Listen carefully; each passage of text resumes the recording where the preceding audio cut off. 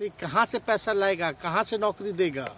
तो हमने, आपको पता होगा कि हमारी जो सरकार बनी थी इनके नेतृत्व में, वो 9 अगस्त 2022 में बनी थी और 15 अगस्त को मुख्यमंत्री जी ने ऐलान किया था। ये किसका विजन था, ये किसकी सोच थी? तो जो मुख्यमंत्री कहता था कि यह असंभव है नौकरी देना, उसको हमने एक हफ्ते के अंदर जो है उनसे बुलवाने का काम किया, जो कहता था असंभव है। तो हम लोगों ने जिस हिसाब से विकास के काम किए, नए नए नीति लाए, टूरिज्म डिपार्टमेंट हमारे पास था, हमने टूरिज्म पॉलिसी लाया। आईटी डिपार्टमेंट राज्य कोटा में था, हम लोगों ने जो है आईटी पॉलिसी लाई। और भी कई जो पॉलिसीज़ हैं हम लोगों ने लाने का काम किया। स्पोर्ट्स पॉलिसीज़ हम लोगों ने लाने का काम किया।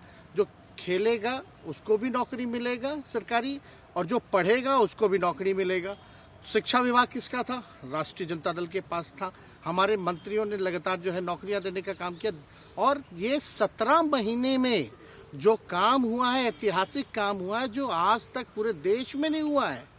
और ये भाजपा और नीतीश जी की तो सरकार 17 साल भी रहे, तो 17 साल बनाम 17 महीने जो काम हुआ, एक विभाग ने वर्ल्ड रिकॉर्ड बनाने का काम किया। एक विभाग ने एक दिन जो है 70 दिनों के अंदर जो है 2 लाख से भी ऊपर जो है हम लोगों ने नियुक्तियां पत्र वितरण करने का काम किया। ये ऐतिहासिक काम है, किसी भी राज्य में नहीं हुआ। और अब तक हम लोगों की सरकार ने लगभग जो है, जो गवर्नर ने भी जो स्पीच दिया अभी 26 जनवरी को, तो 3.5 लाख से ऊपर की बात कही उन्होंने, नौकरियां दिया। तो किसके राज्य में हुआ, किसका विजन था?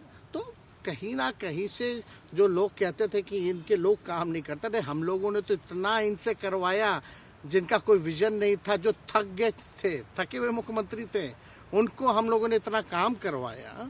तो इतना काम तो हुआ ही है सारा।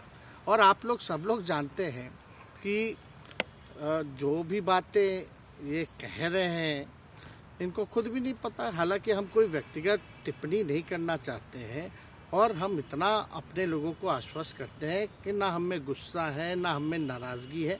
हम बड़े संयम रूप से हम लोगों ने गठबंधन धर्म का जो है पालन किया है, और उसी हिसाब से हम लोग आगे जनता के बीच अपनी बातों को रखेंगे। लेकिन एक बात स्पष्ट रूप से मैं कह देना चाहता हूँ कि अभी खेल शुरू हुई है, अभी खेल बाकी है, और मैं जो कहता हूँ वो करता हूँ। और आप लिख के ले लीजिए, जनता दल यूनाइटेड जो पार्टी है 2024 में ही खत्म हो जाएगी, ये निश्चित रूप से लिख लीजिए। मुख्यमंत्री से इस्तीफा दे दिया और जो सरकार थी उसको भी समाप्त करने का हमने आज गवर्नर साहब को दे दिया। ऐसी नौबत क्यों आई ऐसी? अरे इसलिए नौबत हुई है कि ठीक नहीं चल रहा था, तो इसीलिए थोड़ी परेशान। आप लोग तो हमसे बहुत पूछ रहे थे, हम बीच में बंद कर दिए थे कुछ बोलना, तो हम देख रहे थे। तो वही सब लोगों की राय, अपने पार्टी के लोगों की राय, चारों तरफ से राय आ रही थी, तो हमने सब लोगों की बात को सुन लिया। क्वालिटी ऑफ एजुकेशन, चिकित्सा में अस्पतालों को बेहतर करना, रोजगार देना, आर्थिक न्याय देना, स्वयं सहायता समूहों के मानदेय को दुगुना कराना, पॉलिसीज लाना। तो इससे सोच रहे थे कि भाई ये नौजवान है, हम इतने साल से मुख्यमंत्री हैं, अब तक ये काम 17 सालों में भाजपा के साथ डबल इंजन में रह करके नहीं कर पाए, और ये डिप्टी सीएम होकर के इनकी राजद के मंत्रियों ने इतना काम कर दिया, तो ये पच नहीं रहा होगा। आपका क्या रह गया इस सरकार में, जो आपने 10 लाख की वादा किया, किस किस डिपार्टमेंट में बाकी रह गया जो आपने नहीं कर पाया? लगभग हर जगह निपा दिया है। और हम आपको बता दें, पिछले 2 कैबिनेट से पब्लिक हेल्थ कैडर का फाइल इन लोगों ने रोक रखा है, जिसमें लगभग 1 लाख से भी ऊपर नियुक्तियां हैं। हम लोगों ने पास भी किया सारी चीजें, लेकिन ये लोग कैबिनेट में नहीं आने दे रहे। 2 कैबिनेट से नहीं आने दे रहे। चाहे आशा वर्कर का भी है, ये भी आने वाला है जल्दी। तो हम लोग तो देखिए काम में विश्वास रखते हैं। हम लोग तो रात भर घूम करके छापा भी मारने का काम किया है। कहीं कमी हो तो उसको दुरुस्त करने का काम किया है, ईमानदारी से काम किया, धर्म निभाया। लेकिन अभी तो खेला बाकी है। आज भले ही लोग ओथ ले लें, लेकिन कितना दिन ये लोग रहेंगे इनको कुछ नहीं जनता के बीच में आप क्या कह कर जाएंगे, क्योंकि आपने बड़ा सही, आपने जैसा ने कहा कि संयम बरते, आपके तरफ से अभी तक कुछ नहीं कहा गया, सरकार गिर गई, तो अब आप क्या कहेंगे, क्योंकि लोग तो आपसे उम्मीद लगाए रखे देखिए थे। सरकार हम लोगों ने बड़े उम्मीदों के साथ बनाया था, और किस उद्देश्य के साथ बनाया था वो नीतीश कुमार जी ने आपको उस समय बताने का भी काम किया।